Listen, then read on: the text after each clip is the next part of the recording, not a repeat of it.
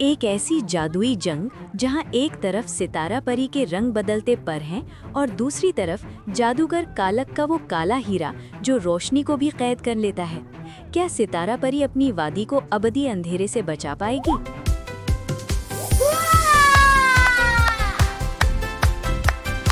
बहुत पुरानी बात है। बादलों के पार एक ऐसी वादी थी जिसका तसव्वुर भी आम इंसान नहीं कर सकते थे।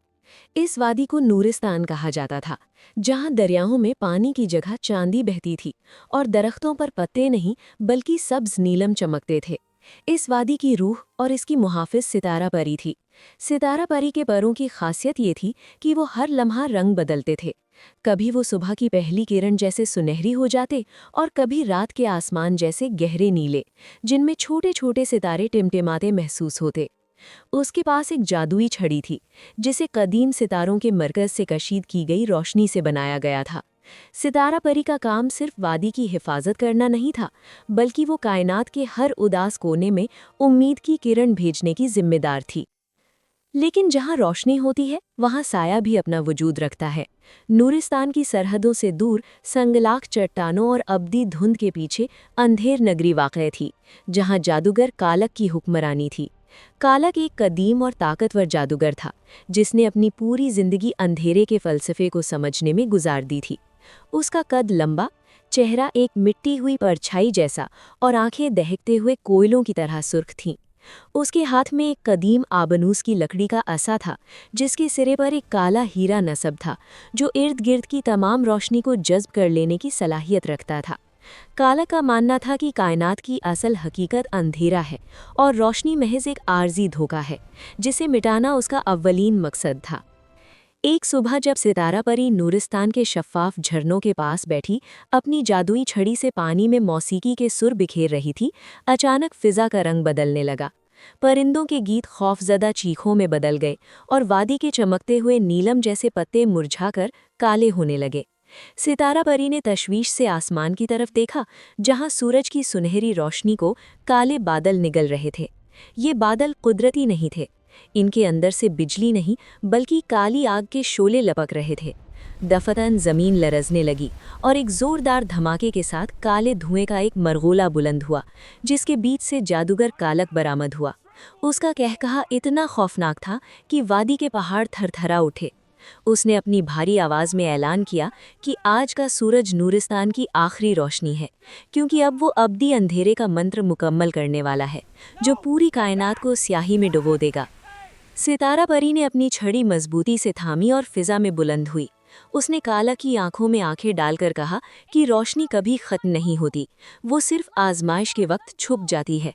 कालक ने गुस्से से अपना असा जमीन पर मारा, जिससे जमीन फट गई और उसमें से सैकड़ों काली रूहें और धुएं के सांप निकलकर सितारा परी की तरफ लपके। सितारा परी ने एक लम्हा जाया किए बगैर अपनी छड़ी से एक दायरा बनाया और नूरे अजल का विर्द किया। उसके गिर्द एक ऐसी ढाल बन गई जो हीरे से भी ज्यादा शफ़ाफ और फौलाद से ज्यादा मजबूत थी। जब काले सांप इस ढाल से टकराए तो वो धुएं की तरह उड़ गए, जैसे तपती धूप में शबनम के कतरे गायब हो जाते हैं। मुकाबला अब शिद्दत इख्तियार कर चुका था। कालक ने अपनी जादुई ताकत का दूसरा मरहला शुरू किया। उसने अपने असा के काले हीरे को आसमान की तरफ किया और बादलों से काली बिजली के गोले बरसाना शुरू कर दिए, जिनमें जहर भरा था। ये गोले जहां गिरते वहां की जमीन झुर्रियां ज़दा और बेजान हो जाती। सितारा परी ने भांप लिया कि अगर वो सिर्फ दिफा करती रही तो उसकी प्यारी वादी बंजर हो जाएगी। उसने अपनी रफ्तार बढ़ाई और एक नूरी लकीर की तरह फिजा में रक्स करने लगी। वो इतनी तेजी से हरकत कर रही थी कि कालक को एक की जगह हजारों सितारा परियां नजर आने लगी। जादूगर बौखला गया और उसके हमले खता होने लगे। सितारा परी ने उसी दौरान अपनी छड़ी से 7 रंगों की एक कमान बनाई और इन रंगों को तीरों की तरह कालक के असा पर बरसाए। कालक ने गुस्से में आकर अपनी जिंदगी का सबसे खतरनाक जादू शुरू किया।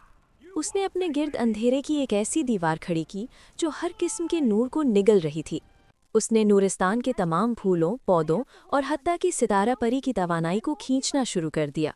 सितारा परी ने महसूस किया कि उसके परों की चमक मध्यम हो रही है और उसके पांव जमीन की तरफ खिंच रहे हैं। उसे ऐसा लगा जैसे वो किसी गहरे कुएं में गिर रही हो। लेकिन ठीक उसी वक्त उसे वादी के उन मासूम परिंदों और जानवरों का ख्याल आया जो सहमे हुए उसे देख रहे थे। उसने अपनी हिम्मत जमा की और अपनी छड़ी को अपने दिल के करीब रखा।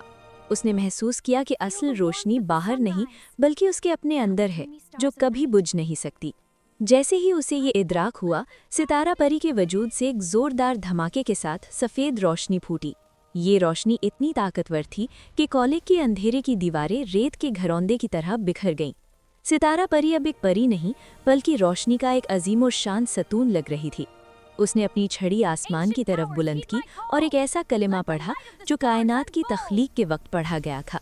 आसमान से जादुई बारिश होने लगी, जिसका हर कतरा एक छोटे सितारे की तरह चमक रहा था। जैसे ही ये बारिश जादूगर कॉलिक के जिस्म से टकराई, उसका काला लबादा जलने लगा और उसका जादुई असा, जो उसकी ताकत का मनबा था, तड़क कर टूट गया।